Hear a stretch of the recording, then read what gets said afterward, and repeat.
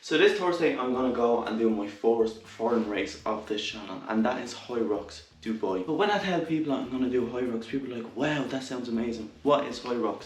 So in this video I'm going to break down what Hyrox is, why I love it and why I think it's going to be absolutely massive, what I've been doing in terms of training for this time around, and then the game plan for race day as well. So stay tuned and hopefully you enjoy.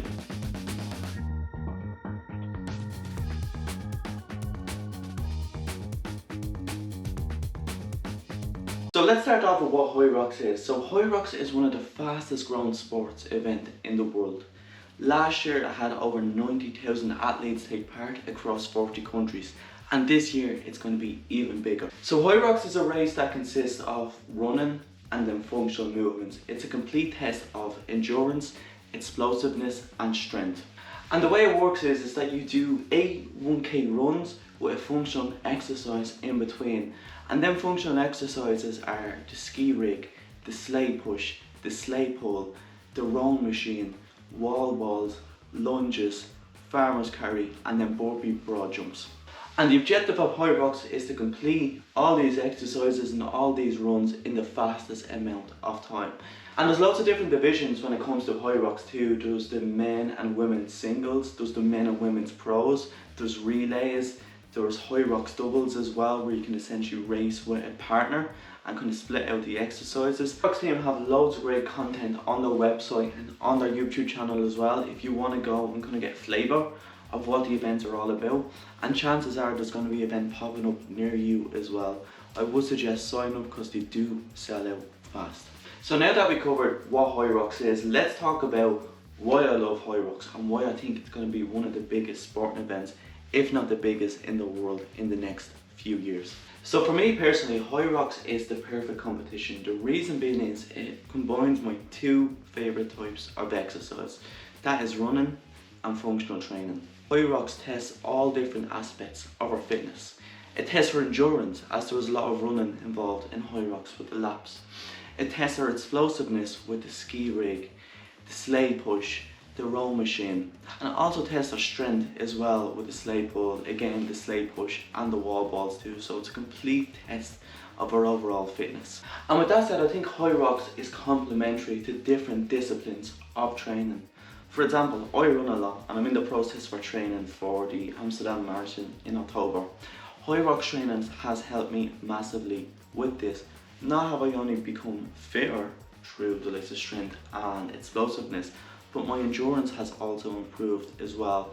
And the Hyrox training has overall made me a better runner because I'm strengthening up the legs, I'm working on my endurance, and it's really complementary to have the marathon training and the Hyrox training done at the same time.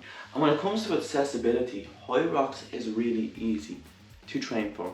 The reason being is that if you have a membership, chances are you're going to have all the equipment you need to train for Hyrox. Most gyms have a ski rig, most gyms have a row machine, most gyms have a sleigh, and essentially if you have them along with say a medicine ball for your wall balls, you're set. You can do more or less everything that's required for a Hyrox session. And what we're seeing starting to crop up around Dublin too is gyms solely dedicated to Hyrox training, and I think this is just going to grow and grow and grow over the next few months, never mind the next few years, especially with Hyrox coming to Dublin this October. And when it comes to the event itself, Hyrox is a well-oiled machine. It's super organised. The way it's laid out and ran, it's a marvel. You have all the functional exercises in the middle of the floor, and then you have the lap where the run is completed on the outside. The transitions are really smooth. There's areas for spectators, there's areas for kind of warm up and recovery, and it's just an absolutely brilliant setup no matter the location.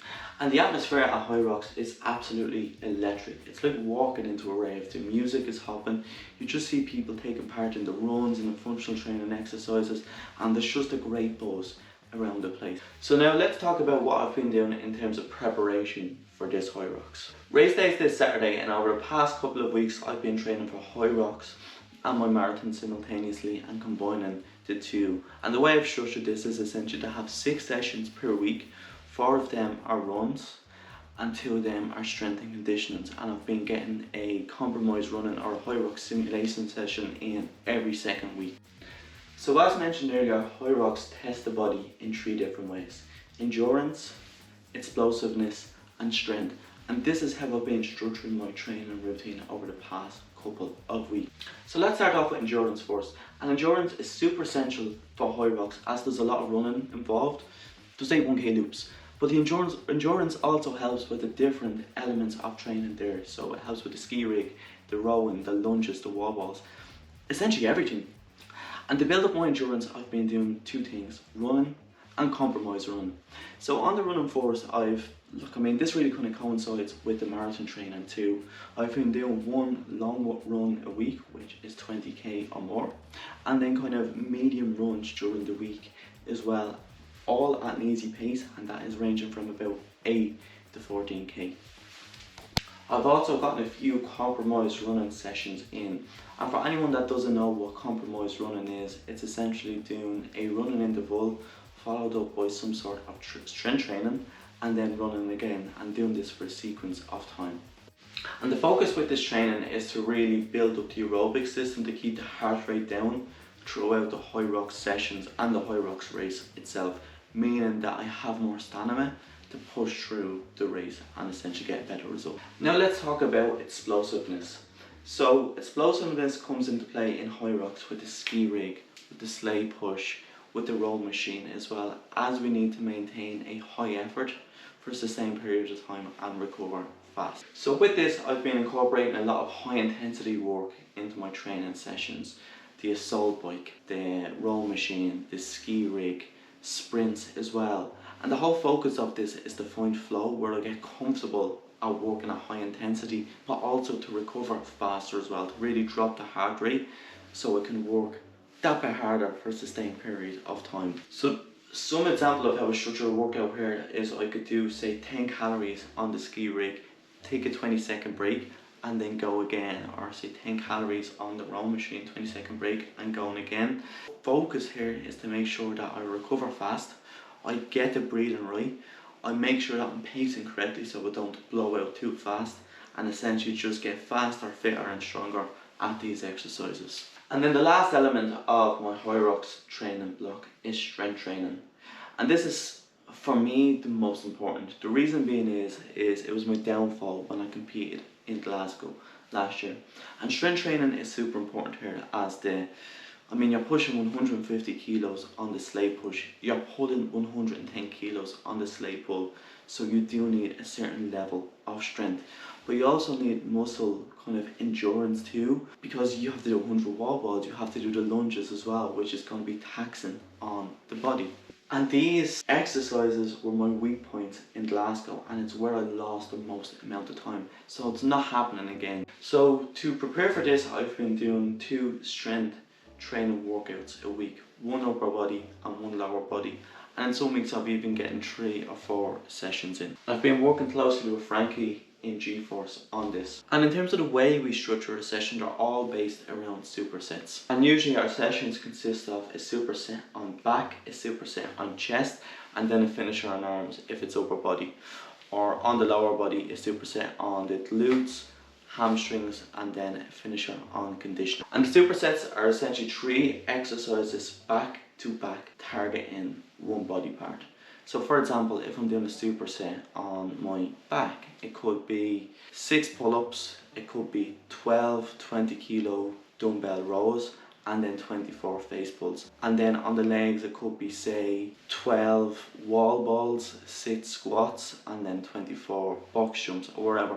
But I think what the focus is on this is to make sure that we're focusing on the strength piece, but also the muscle endurance piece as well. And that's why we have them structured where we start off with a heavy weight first and then low reps, and then we transition to a lower weight but higher reps as well. So we're working on both the strength and then the muscle endurance as well. And to be honest, I've really enjoyed this part of training. Strength has increased, weight has gone down, and overall I'm feeling a much better athlete than I did when I competed in Glasgow in February. And the whole kind of focus of this training block is to work on all the different factors that we just mentioned. And to be quite honest, I'm feeling good. In Glasgow, I was 82 kilos, now I'm down to 77 kilos or 76. But I'm also feeling a lot stronger, a lot fitter as well. So I'm confident going into Dubai. I think the biggest challenge is going to be just adapting to the heat, making sure I get a good sleep on the plane and get nutrition spot on as well. So now let's talk about the goals and game plan for Hyrox Dubai. In Dubai, my time or goal is going to be 118. So the way I kind of structure this is building up a spreadsheet, mapping down my goal times per station. And on the runs, if I get consistent 4-minute pace across the 8, I'll be happy. It just doesn't mean 4 minutes every lap, but if I start off at sub 4 at the start and then finish off after 4, but the average pace is 4, I'll be happy with that. On the functional movements as well, so the sleigh push, the sleigh pull, the ski rig, and the rower, lunges, I've set an average of 5 minutes per station there because I just want to be conservative here. And I do have to take in mind the setup time and then getting off the likes of row machine or the ski rig as well. So if I have a 5 minutes allowance here, I can stick to that, and if I shave off time in any of these stations, I'll take it as a bonus. On the wall balls, this was my nightmare last year, or this year even. In Glasgow, it took me 13 minutes because my form was not correct and I just gassed out. This time around, I want to get it done in 6 minutes. If I do this and I don't get the time in mind, I'll be happy. This is my demon that I want to conquer. And I'd also have allowed 6 minutes time in the rock zone. And what the rock zone is essentially the area where you transition from one exercise to another or from one exercise to the run.